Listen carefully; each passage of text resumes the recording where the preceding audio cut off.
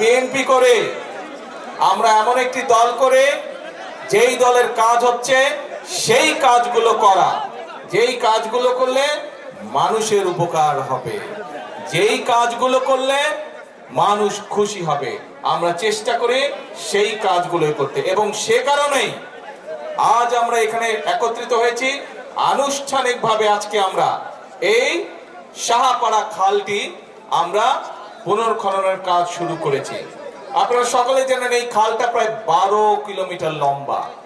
এই খালটা ইনশাল্লাহ আমরা সম্পূর্ণভাবে যখন কাজ শেষ করতে পারবো, সম্পূর্ণভাবে যখন কাজ শেষ করব, তখন কিন্তু প্রায় 31,000 কৃষক এখান থেকে পানি পাবে, এই খালের সুবিধা পাবে 31,000 কৃষক। এবং প্রায় 1200 হেক্টর জমি এই খালে যে পানি থাকবে সেই পানির সেচ সুবিধার মধ্যে আসবে। 3.5 লক্ষ মানুষ এই খালের পানির সুবিধা পাবে, এই খালের পানি বিভিন্ন ভাবে তারা ব্যবহার করতে পারবে।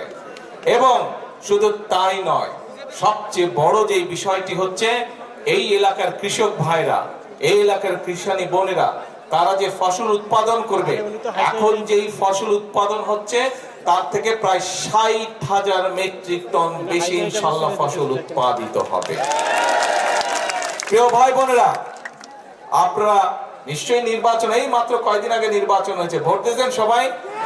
হ্যাঁ, কারা কারা নতুন ভোটার হাত তোলেন তো। নতুন ভোটার কারা কারা এবার প্রথম ভোট দিয়েছেন?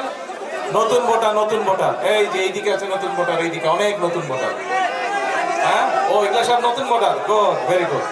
তো এখন এই যে নতুন ভোটার যারা আছেন তারা সহ এর আগে যারা অনেক আগে, আজকে থেকে প্রায় 15-20 বছর আগে ভোট দিয়েছেন, তাই না? এর মধ্যে ভোট দিতে পারছিলেন গত 15-20 বছর? ভোট দেওয়ার সুযোগ পান নাই। তো এই যে গেল নির্বাচনটা, এই নির্বাচনের সময় আমরা দেশের মানুষের সামনে কতগুলো কথা বলেছিলাম। এই বক্তব্য শুরুতেই কিন্তু আমি বলেছি যে আমরা এমন একটা দল করি, আমরা দল করে শহীদ জিয়ার দল করি, আমরা দল করে দেশনেত্রী খালেদা জিয়ার দল করি, এবং আমরা সেই কাজগুলো করতে চাই যেই কাজগুলো করলে মানুষের উপকার হয়। এবং সেই জন্য কিন্তু নির্বাচনের আগে আমরা বলেছিলাম কতগুলো কথা, অনেক কথার মধ্যে কয়েকটা জরুরি কথা আমরা বলেছিলাম। কি কথা? যে আমরা জানি বাংলাদেশে যে প্রায় 20 কোটি মানুষ, এই 20 কোটি মানুষের বেশিরভাগ থাকে গ্রাম অঞ্চলে, এবং তাদের মধ্যে বেশিরভাগ মানুষ বাস করে এবং তাদের প্রধান পেশা হচ্ছে কৃষি। তারা গ্রামে বাস করে, তাদের প্রধান পেশা হচ্ছে কৃষি। এবং কৃষি যদি বাঁচে তাহলে বাংলাদেশের কৃষক যদি ভালো থাকে তাহলে বাংলাদেশের মানুষ ভালো থাকবে। কি ঠিক বলছি না? বললাম কে কথাটা ঠিক বলছে?